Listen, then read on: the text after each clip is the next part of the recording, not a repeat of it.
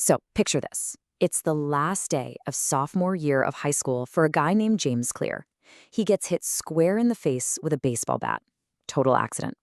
But that one moment, that single impact would change absolutely everything for him.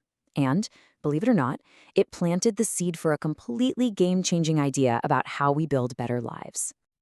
And that brings us to his best-selling book, Atomic Habits. The whole thing is built around one powerful message, that tiny, almost invisible changes can lead to some seriously remarkable results. So let's dive in and break down what that really means. I mean, we've all been there, right? You get this huge burst of motivation, you start a new routine, you're all in, and then, a week later, poof, you're right back where you started. Well, it turns out we might be focusing on the wrong thing completely. Yeah, going back to that baseball bat accident, this wasn't just a minor thing. It was bad. We're talking multiple skull fractures, 2 shattered eye sockets. His brain was swelling so badly he had to be put into a medically induced coma. It was that serious. As you can imagine, his recovery was just this slow, grueling process. He literally had to relearn basic things, like just walking in a straight line. So when he finally got to college to play baseball, he wasn't some star athlete. Nope.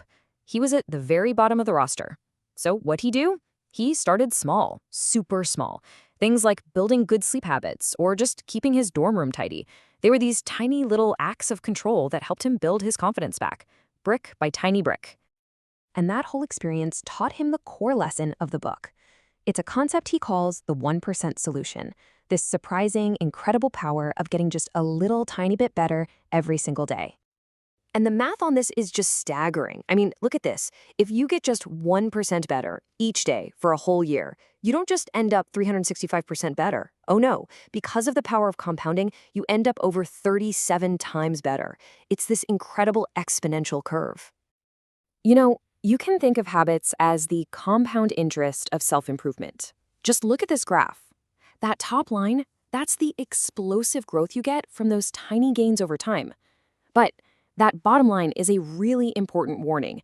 Getting 1% worse each day also compounds, and that can drive you almost all the way down to zero.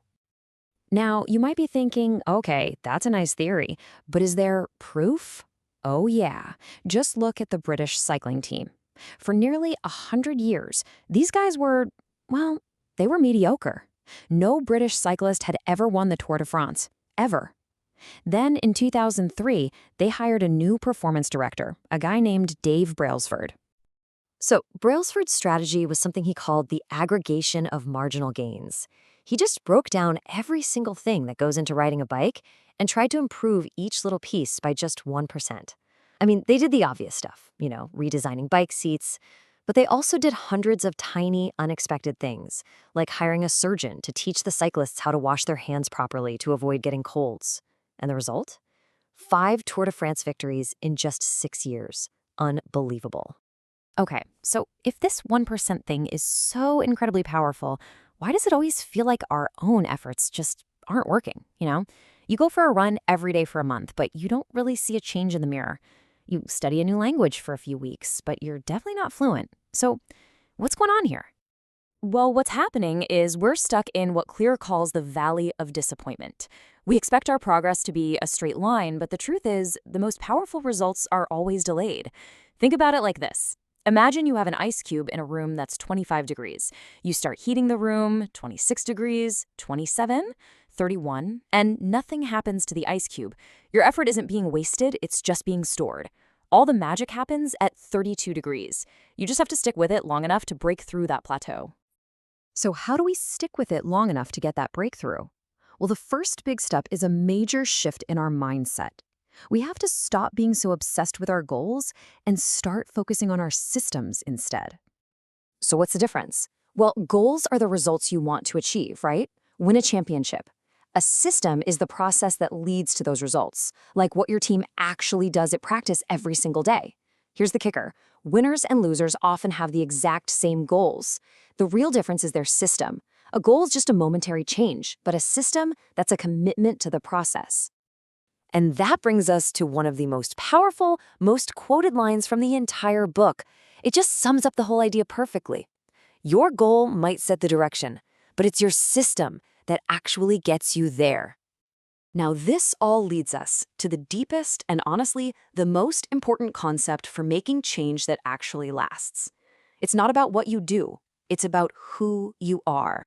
So, Clear lays out these 3 layers of behavior change. On the outside, you've got your outcomes. That's what you get.